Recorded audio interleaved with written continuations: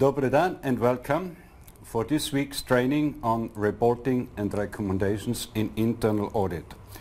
This is organized by the Twining project, Support to Further Development in Public Internal Financial Control, from Central Harmonization Unit in the Ministry of Finance, the Ministry of Finance in France, and experts from all over Europe.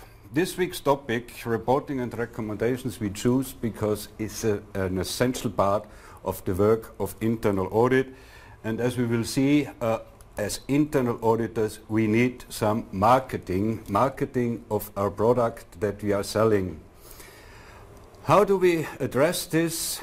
You see in the background AIDA. This is not the opera. This is attention, interest, desire, and action.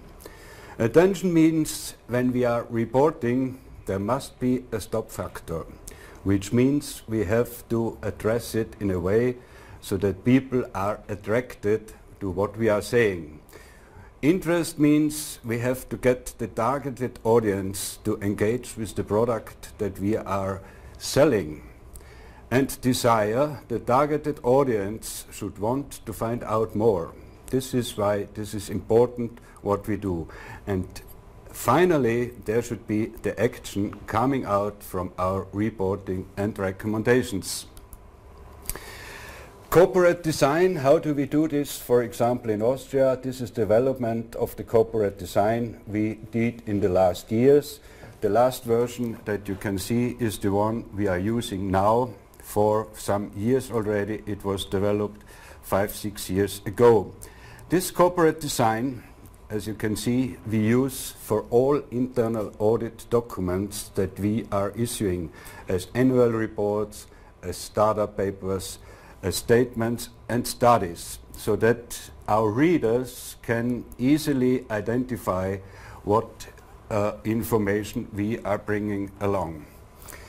When we are speaking about the when we are speaking about our report, we have to be clear about one situation, that a lot of our audience is only reflecting on the management summary. That's why we put special emphasis on the management summary.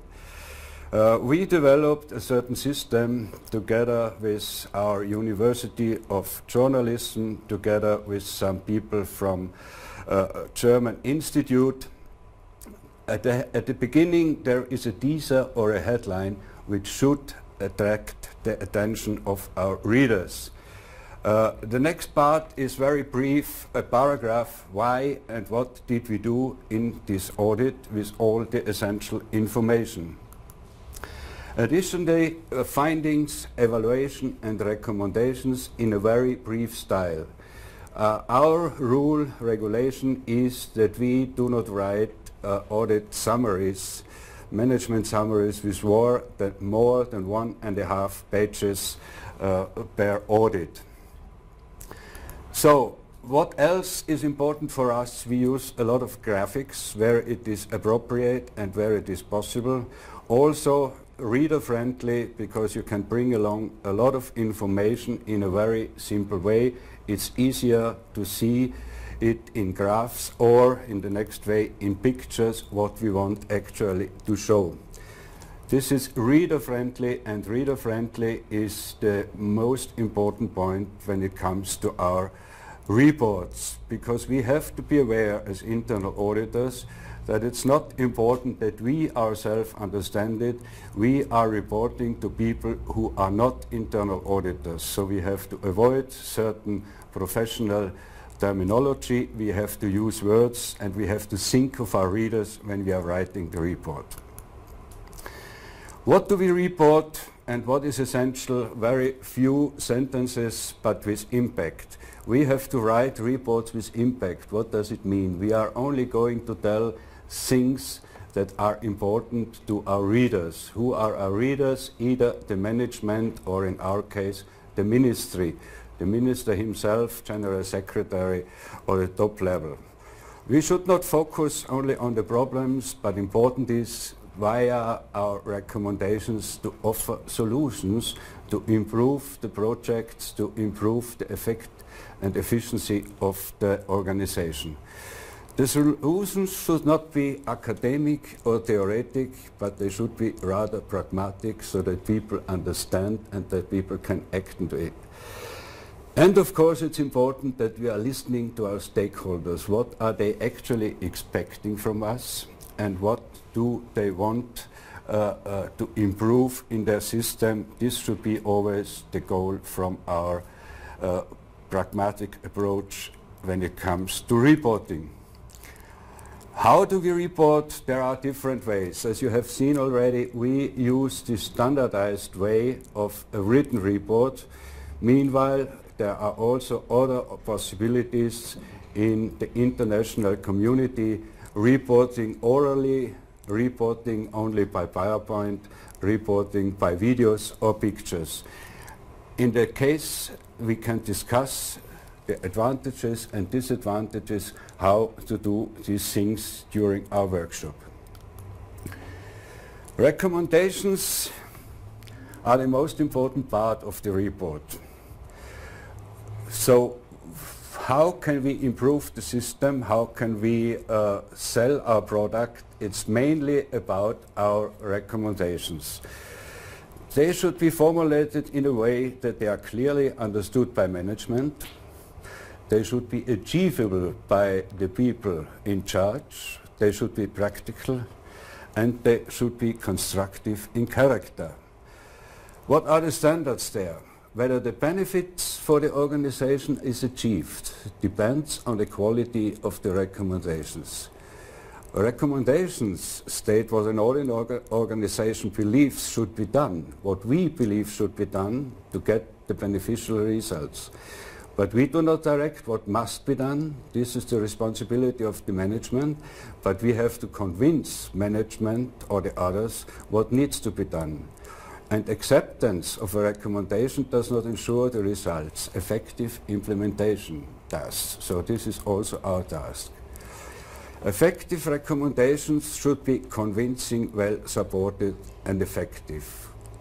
Well supported means that actually the recommendation should flow logically out of our findings and out of the facts that we have defined.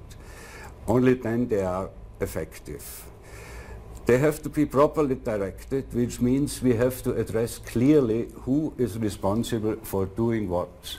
And are they in charge? Have they the authority and responsibility to act? Effective recommendations should recognize and counter systemic problems and improve the processes. We do not deal with small details, we do not deal with persons. We will help the organization to improve the processes and make their work efficient, more efficient and effective. And of course, when we are making recommendations, we must take into account the legal and practical constraints that would make the implementation impossible or unlikely. Effective recommendations can only be made only after we had considered the costs of acting on them. It doesn't help if we make recommendations which cost more than the benefit will bring. And recommendations must also consider the realistic limitations that our auditees face, like finances, not enough funds, human resources, and so on.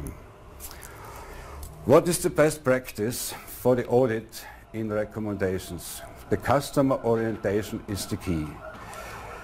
We have to discuss our recommendations with the head of the audited unit about the facts found.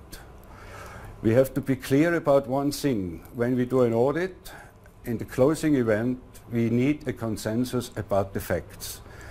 Not necessarily about the evaluation and the interpretation of the facts and the results and recommendations, but at least the facts and the findings must have a consensus together with the auditee.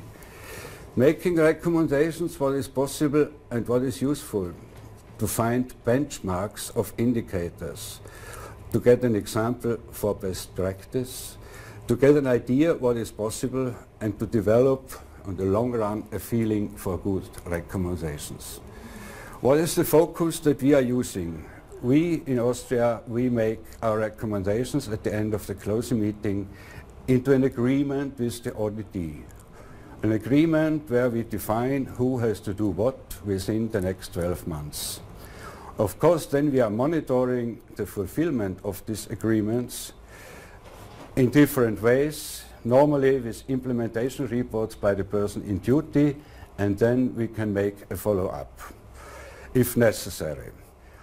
And of course we have a quarterly report, in our case, of the implementation of the recommendations to the minister. And don't forget what is important, to have a feedback on your work, to have a feedback on your recommendations and on your report. Was the audit scope communicated in a clear and timely manner? Was the audit performed in a reasonable time? Was our daily activity reduced to the lowest possible way? Was the business model and your strategy considered in an appropriate way? Have you been informed on the status and interim results during the audit? And very important for our feedback, did the auditors show professional knowledge in the audited fields? Do the auditors have sufficient practical knowledge? Are the conclusions conclusive and well documented? And are the findings reported properly? And also when we're talking about the report, was the report written clearly and understandable? Are the recommendations constructive and practicable? And has the final meeting been prepared well and held efficiently and professionally? All this will help us as internal auditors to improve our work. It will help us to promote our work, and it will gain more acceptance by the auditee. Thank you very much for attending, and now the discussion is open. Thank you.